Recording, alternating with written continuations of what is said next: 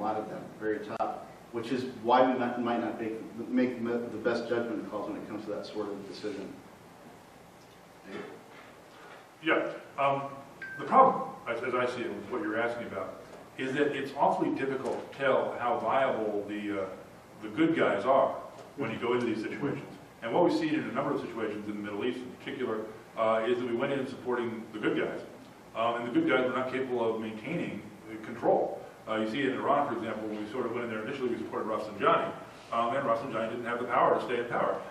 There's no indication of what's going on in Syria right now that if we had supported the right people in Syria in the first place, they would have been able to hold on because the wrong people were stronger. Similarly in Egypt, right? Right, same thing in Egypt, exactly the same thing happened in Egypt. And the problem is these democracy movements are not as homegrown.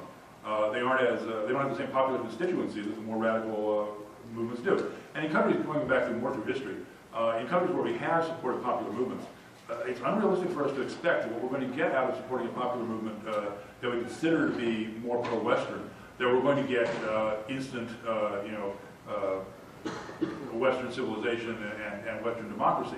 What we were going to get is Pinochet. We're going to get a friendly dictator, Shah of Iran, somebody who's probably pro-capitalist, is willing to accept the trappings of democracy and might be a reasonable transitional leader to some future regime if he doesn't get overthrown by radicals. Pinochet got overthrown by communists, Shah of Iran got overthrown by religious fundamentalists. But both of them did lay the groundwork for potentially major improvements in their society. And we see now in Chile where Pinochet was there, and Pinochet was a dictator, and he put about 3,000 people in prison illegally, and he was then overthrown by the communists. Communists were then moved out of office themselves recently, and democratic governments come back in. You never know what the long-term effects of what you're going to do are. And the problem with that is that if you don't know what's really going to come of intervening, you might be better off not intervening directly, not at least putting yourself at risk in the process. I think we do a lot better, and I may be biased because this is the background my father came from in foreign policy.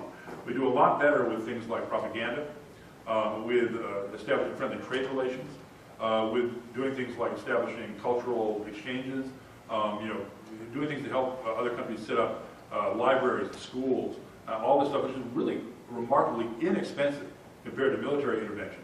A little bit of charitable largesse directed to these countries, I think, can have a far more beneficial effect than going in there and having our troops march over their land and kill their people and destroy their economy. Thanks. I don't mean to draw a direct parallel between Iraq and Syria, but remember that there was an Syrian Christian population in Iraq when we went in there in 2003. Nowadays, since Saddam Hussein wasn't there preventing it from happening, they've all been persecuted and chased out of Iraq, and that's going to happen to another extent in Egypt with the Coptic Christians. Without Mubarak's government there, they're having a really rough time being persecuted. The Druze are going to get out of Syria too. Right, and the Alawite government is protecting the Druze and some Kurds and other Christians there, and if Assad falls, they might be gone too. We can't foresee all the possible consequences when we stick our toe in the water. Any audience questions? Well, I've got one. I'm sorry, go ahead. It's not directly on foreign policy, but I think definitely related is, what do you think is the Liberty position on immigration? Say this. Peripherally related. I think you relate that to foreign policy, if you will. I mean, to me, in my mind, it's very related because the question is, who are we going to let in and who are we not going to let in, and how are we going to, what's going to be our conception of what the borders are, if there are going to be any borders. I think if you can tie that to the impact on relations with other nations, I think it becomes very relevant. Dave, you want to start with that one? I think that's good. I guess people probably know that I have very strong opinions on this subject because I've written about it a lot. And I do think that immigration is directly tied to foreign policy. Immigration is the way in which we interact with a number of countries, not just immediately to our south, but also some countries in Africa and in Asia, which we have strong immigrant relationships with. And immigration fits very closely into the economic aspects of our foreign policy. One of the ways in which we can help out and raise up our neighbor countries is by allowing this immigration. One of the greatest effects of allowing immigration in the United States from Mexico is that it has a very beneficial effect on raising up the Mexican economy. Most people who come here to work want to go back to Mexico in 6 to 8 years, take the money they earn with them, start businesses, raise families, and they bring up the Mexican economy. It's not a mistake that Mexico has the strongest economy of any of the countries in South and Central America. Their economy is in many ways booming, despite the fact they have complete social and violent chaos in many parts of their country. Their economy is doing very well, and we are responsible for a large portion of that economic growth. And the more we raise up the economy of these partner countries that we have strong immigration relationships with, the less demand there is for them to send a lot of people here as immigrants.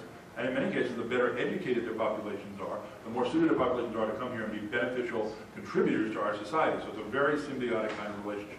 And my feeling, of course, is that we should have a very open and welcoming immigration policy. The problem with immigration policy, and including with this bill that's being considered in the Senate right now, is that it is always, well, going back 100 years, it has set quotas on who could come to our country from where. And those quotas were set largely on arbitrary assumptions made by the people who promoted the bills or by special interest groups.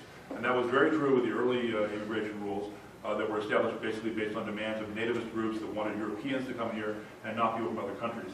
And it is unfortunately also true of the new immigration bill we have going through the Senate right now, which has equally arbitrary qualifications based on the educational and economic background of the people who are coming. Congress is not very good at manipulating markets, and that includes the market in labor. They make these ridiculous assumptions about who wants to come here to work and what kind of jobs are available to them. And they end up making lots of visas available for people who don't want to come here, and no visas available for the people who do want to come here. And in the case of the new immigration bill, the real problem is there are not enough visas available for anybody. The big problem now, and they're just making it just as big a problem in the new immigration bill, there are not going to be enough visas to meet our labor needs. And what most people don't realize economically is that because of the recession that we're in right now, it looks like we have a job surplus and a labor shortage. A labor surplus and a job shortage. But in fact, what we are going to have as soon as the economy turns around, which it will inevitably eventually do, is a serious, serious labor shortage in the United States. Not just labor shortage among unskilled, low-level workers, but a labor shortage all the way through mid-level management all over the place because the baby boomers are retiring. Our population is not growing as fast as it has in the past, although it just went a little bit up, a little blip this year.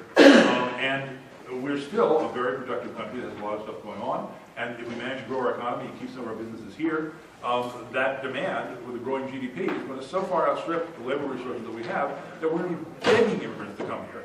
And so trying to set a policy now to reduce immigration is not foresighted at all. We should let a natural market control immigration, the demand of people to work, the demand of companies to hire people to do what determines who comes here and works. Rob, your thoughts? I'm going to go ahead and disagree with my Texan colleagues here on the, Dave knows it's coming. I'm a border security first person before we do anything else. Having said that, the visa system here is completely ridiculous and we need to not uniform and in favor of any organization, corporation, industry, or any nationality. I just want people who are coming here to work and they bring the most to the table. And whatever we decide that number is, like if we have some upper limit or number of visas or whatever we come up with, those are what we need to have in mind. But the border situation is not tenable. We need to get a handle on that. Then we can move on to solving the visa problem, which is obviously been driven by, as Dave said, over the last 100 years by various corporate nativists and national interests. I tend to side with Dave on the issue, actually, and Dave addressed most of the points that I would have, but I feel that it's largely an economic thing. We have to consider how the free markets can move forces that affect immigration. We have to consider how we can help, what we can do to influence economic growth in some of the countries that affect immigration policy. And the thing I would observe, too, is that I find it really interesting that the diversity of views on immigration based on whether somebody comes from a border state or not. I live in Connecticut. We see some immigration, but not on the same scale as Texas, I would imagine. So, so I find it interesting that I see more open-mindedness on the issue in the border states, but it certainly is a controversial issue in places like Connecticut as well. And the Midwest. That's true. Audience question? Well, what you're discussing is a problem that there is a shortage of jobs for the people who need them at the same time that there's a shortage of skilled people to do the jobs that are available. They're two sides of the same problem. The problem is not a shortage of people. The problem is a shortage of trained people. failure of our educational system. We should not be having to import skilled labor in order to do these jobs. There's no reason why we don't have enough talented people in this country if we just train them properly. But the focus of public education is on getting these college prep, and there's not enough emphasis on training the mid-level skills that are in the shortest supply in our economy today. So any discussion of immigration in reference to the need for skilled labor really needs to give attention to the problem of education, and should also recognize that for many of these skills, they're not available among foreigners either. So some of these skills you might think that a foreigner would qualify for, they actually don't, because they're not trained on our equipment, using our methods and so forth. So their skills are not directly and immediately convertible to the particular needs of the jobs that we have. So it's a mismatch that needs to be corrected.